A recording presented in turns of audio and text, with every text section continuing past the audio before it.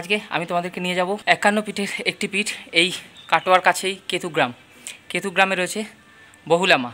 তো চলো সেখান থেকে ঘুরে আসি। আজ আমরা 51 সতীপীঠের আর 1 সতীপীঠ। তো আমার এই ভিডিওগুলো যদি তোমাদের ভালো লাগে তাহলে অবশ্যই একটা কমেন্ট করো। তোমাদের এই একটা কমেন্ট আমাকে এই পথ চলতে সাহায্য করে। তো অবশ্যই ভিডিওটা দেখার পর যদি ভালো লাগে কমেন্ট করো, খারাপ লাগলেও কমেন্ট করে জানাতে পারো। তো চলো আজ আমরা ঘুরে আসি 51 শক্তিপীঠের এক অন্যতম শক্তিপীঠ বহুলাতলা, যেখানে মায়ের বাম বাহু পড়েছিল। হাওড়া থেকে যে কোনো কাটোয়া যাওয়ার লোকাল বা এক্সপ্রেস ট্রেন ধরে চলে আসতে হবে কাটোয়ায়। এই যাত্রাপথের সবুজ শোভা দেখতে দেখতে 3.5 ঘন্টায় 144 কিলোমিটার পথ অতিক্রম করে পৌঁছে যাবে কাটোয়ায়। এক্সপ্রেস ট্রেন লাগে 2.5 ঘন্টা মতো। তো পৌঁছে গেছি কাটোয়া স্টেশনে। এখান থেকে 7 নম্বর প্ল্যাটফর্ম দিয়ে বেরিয়ে একদম সোজা চলে যেতে হবে বাস স্টপে। 7 নম্বর প্ল্যাটফর্ম থেকে বেরিয়ে এই রাস্তাটা দিয়ে আপনারা কাটোয়া বাস স্টপে চলে আসবেন।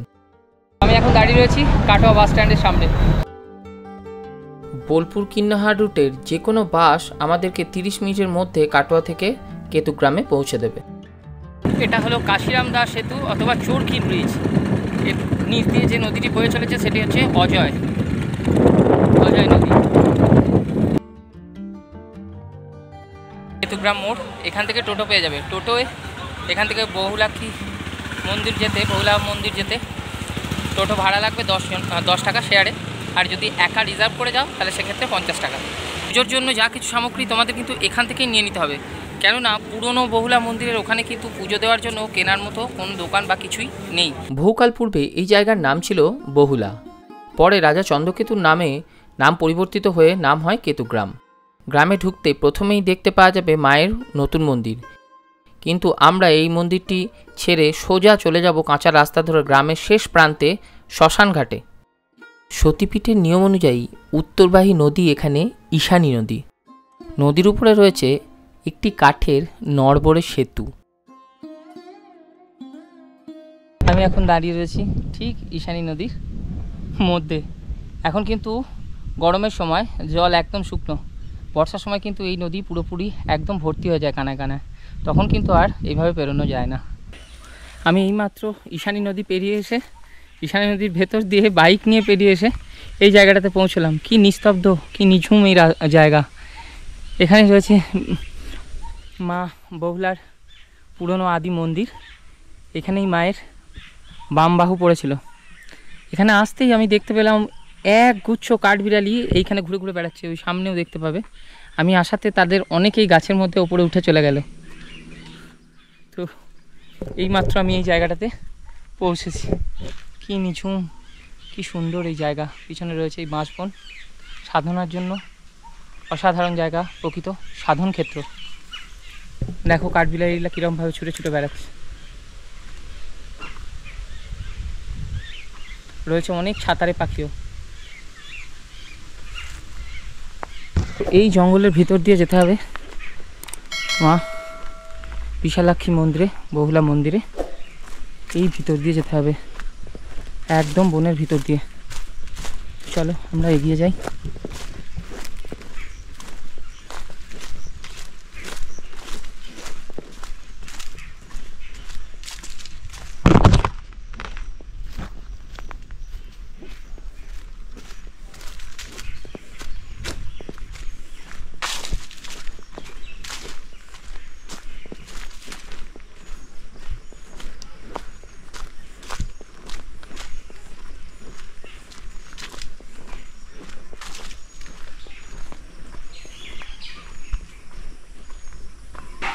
দেখো এখানে কত কাঠবিড়ালি।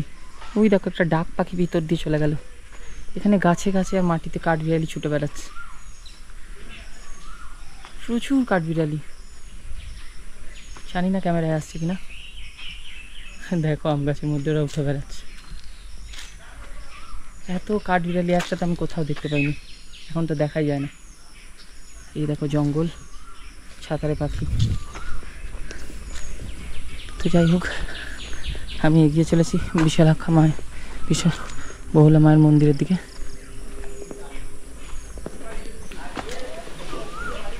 এই টিনের ঘরটিতে আগে বিভিন্ন মহাপুরুষেরা এসে ধ্যান করতেন। কত পুরনো এই আম গাছ। গাছের আড়াল থেকে এগিয়ে যেতেই এইবারে আমরা পৌঁছে গেলাম সেই সতীপীঠে। এখানে মায়ের বাম বাহু পড়েছিল। এটি বহুলা পীঠ। পীঠ নির্ণায়কতন্ত্রে এটিকে মায়ের দ্বাদশ সতীপীঠ হিসেবে গণ্য করা হয়েছে। পুরনো মন্দিরটির ঠিক সামনে রয়েছে একটি নাট মন্দির। নাট মন্দিরের ঠিক বাঁ পাশে রয়েছে একটি সুপ্রাচীন ও সুবৃহৎ অশ্বত্থ গাছ। অশ্বত্থ গাছের ঠিক পিছনেই রয়েছে মূল মন্দিরটি। মূল মন্দিরে রয়েছে 3টি কক্ষ। মধ্যেখানের কক্ষে মায়ের দশভুজা মূর্তি রয়েছে, আর ঠিক বাঁ দিকের কক্ষটিতে রয়েছে শিবলিঙ্গ। ভোলানাথ এখানে মরাঘাট মহাপীঠ রূপে পূজিত হন। আর একদম ডান দিকের কক্ষে রয়েছে ভগবান গণেশের মূর্তি।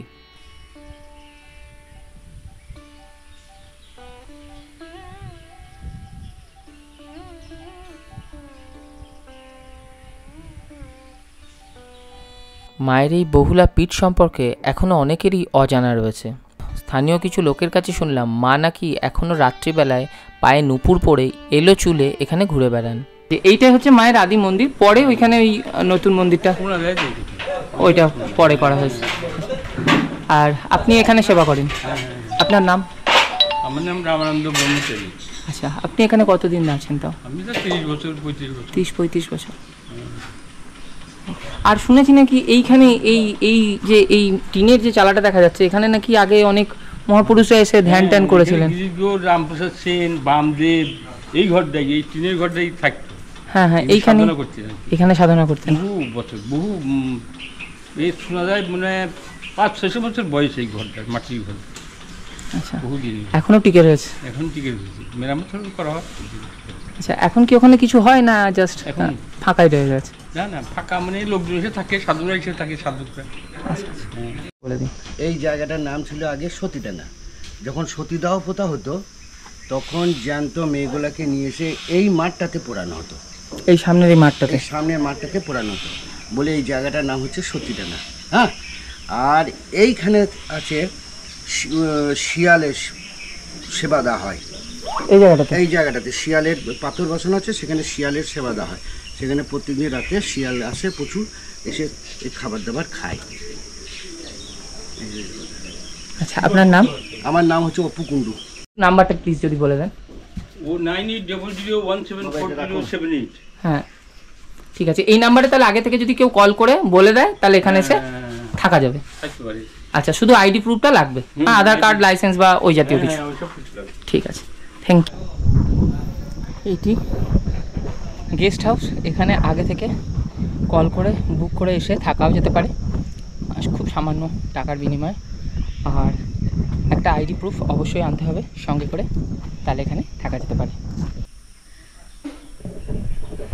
মানে এখানে এসে উপরি পাওনা ঠাকুরমশাই নিজে আমাদের চা করে খাওয়াচ্ছেন। জানি না আপনারা কোথায় দেখেন, তো ওনার অনুরোধে আগে চাটা খাওয়ার জন্য থেকে গেলাম। এই সৌভাগ্য আর কোনোদিন হবে কিনা জানি না, যাই হোক চাটা খেয়ে দিই। তো ঠাকুরমশাইয়ের হাতে চা অসাধারণ। চা খেলাম, চা খেয়ে এবার বেরিয়ে যাচ্ছি পুরনো বহুলা মাতা মন্দির থেকে।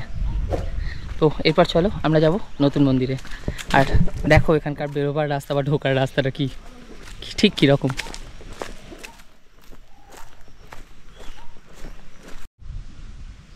আমাকে এই রাস্তা দিয়ে উঠে যেতে হবে সোজা। এবার আমি এসে পৌঁছলাম মায়ের নতুন মন্দিরে। দাঁড়িয়ে রয়েছি কেতুগ্রামের বহুলা মাতা মন্দিরের সামনে, 51 সতীপীঠ, যেখানে মায়ের বাম বাহু পড়েছিল। আমি তোমাদেরকে পুরনো মন্দিরটি দেখিয়ে আনলাম এবং এটি নতুন মন্দির। মন্দিরে গেট দিয়ে ঢুকে গেলাম।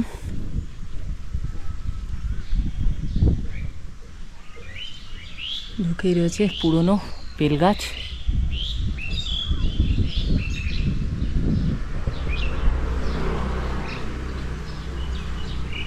হরিতলা মায়ের।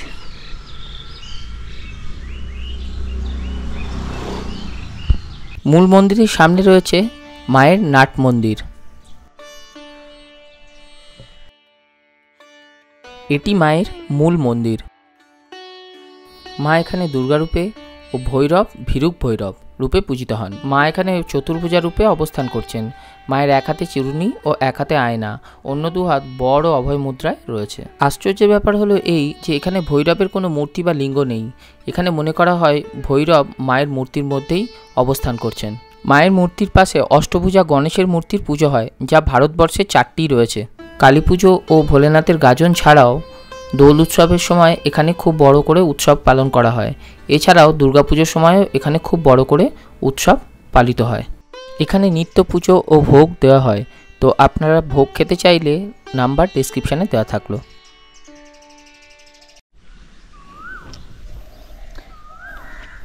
মন্দিরের পাশেই রয়েছে মায়ের পুকুর।